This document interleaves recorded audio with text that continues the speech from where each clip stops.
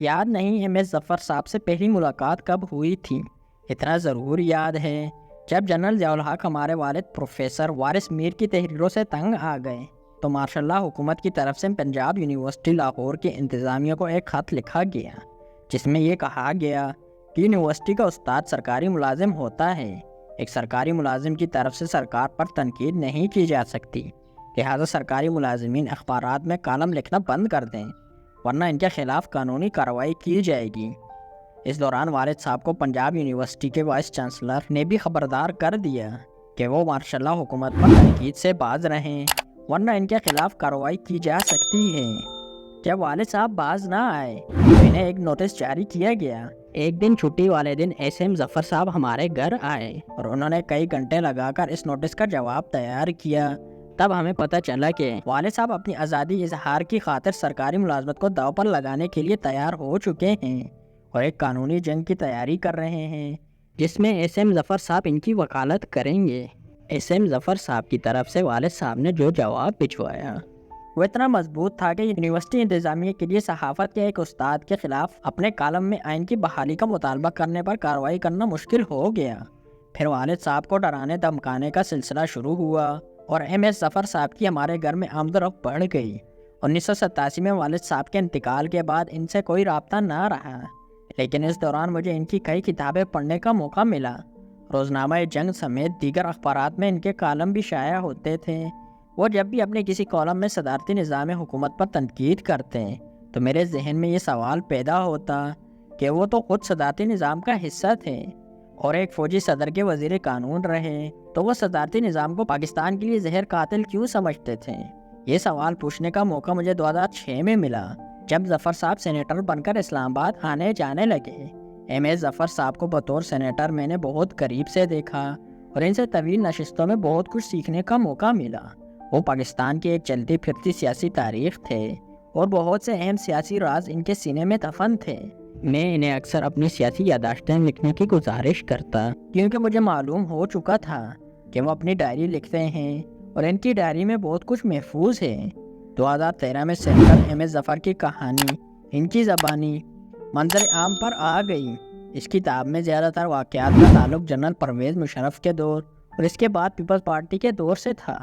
یہ سیاست میں غیر سیاسی قوتوں کی کھلم کھلا مداخلت کے عروج کا زمانہ تھا اور ایس ایم ظفر صاحب مسلم لیگ کاف میں بیٹھ کر جنرل مشرف کو وردی میں دوبارہ صدر بنانے کی شدید مخالفت کر رہے تھے۔ مشرف کو دوبارہ باوردی صدر بنانے کی سب سے زیادہ حمایت شیخ رشید احمد نے کی، جس کا ذکر ایس ایم ظفر صاحب نے اس کتاب میں کر دیا۔ اس کتاب کی اشاعت کے بعد بھی میں نے ان سے تقاضا کیا کرتا کہ بہت سے واقعات ان کی ڈائری میں محفوظ ہیں، انہیں بھی سامنے لایا جائے۔ ظفر صاحب دھیمی سی مسکراہٹ کے ساتھ استبات میں سر ہلا دیتے۔ اس دوران ان کے برخوردار سید طارق ظفر کا انتقال ہو گیا۔ بیٹے کی وفات کے بعد وہ زیادہ بیمار رہنے لگے، لیکن اس کے باوجود انہوں نے انگریزی میں ایک کتاب لکھ ڈالی، ہسٹری آف پاکستان رینٹرپریٹڈ کے نام سے۔ اس کتاب میں انہوں نے اہم راز افشا کر ڈالے۔ اس کتاب میں انہوں نے اٹک سازش کیس کی تفصیل بیان کی جس میں وہ کیپٹن راجہ نادر پرویز اور کیپٹن فاروق جنجوعہ کے وکیل تھے۔ یہ دونوں فوجی افسران ستارہ جرت تھے، لیکن ان سمیت فوج کے 59 افسران پر یہ الزام تھا کہ انہوں نے مارچ 1973 میں ایک سازش تیار کی جس کے تحت وزیر اعظم ذوالفقار علی بھٹو، کرنل پنجاب غلام مصطفیٰ کھر اور army chief general tikka Khan کو یوم پاکستان کی پریڈ سے اغوا کر کے اقتدار پر قبضہ کرنا تھا۔ ان افسران کے کورٹ مارشل کے لیے ایک فوجی عدالت بنائی گئی جس کے سربراہ بریگیڈیئر ضیاء الحق تھے۔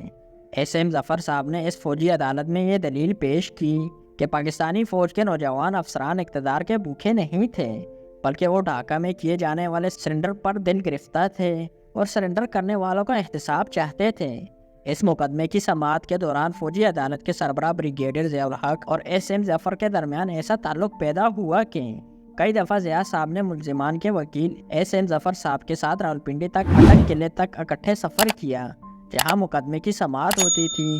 ایک دفعہ ایسے ہی ایک سفر میں بریگیڈیئر ضیاء نے ایس ایم ظفر صاحب کو بتایا کہ میں نے آپ کی کتاب ڈکٹیٹر کون پڑھ رکھی ہے۔ یہ کتاب ڈکٹیٹرشپ کے خلاف تھی، لیکن بریگیڈیئر ضیاء نے کتاب کے مصنف سے کہا کہ جب کینسر کا علاج دوائی سے نہ ہو سکے تو پھر ایک بڑا آپریشن کرنا پڑتا ہے۔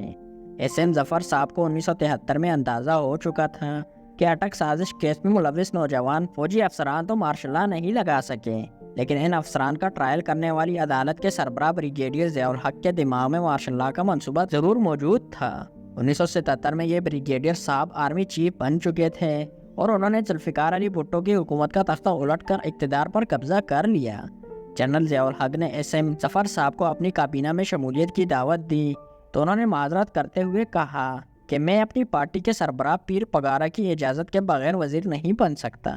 جب پگارو صاحب نے انہیں وزیر بننے کی اجازت دے دی تو ظفر صاحب نے 5 جنوری 1978 کو ایک اخباری بیان کے ذریعے جنرل ضیاء کی کابینہ میں شمولیت سے معذرت کر لی۔ ایک فوجی ڈکٹیٹر کی کابینہ میں شمولیت کو انہوں نے اپنی غلطی سمجھا اور دوبارہ اس غلطی کو دہرانے سے گریز کیا۔ ایک ڈکٹیٹر جنرل مشرف کی بنائی گئی جماعت مسلم لیگ کاف میں وہ شامل بھی رہے، لیکن اسی ڈکٹیٹر کی وردی اتروانے میں انہوں نے اہم کردار ادا کیا۔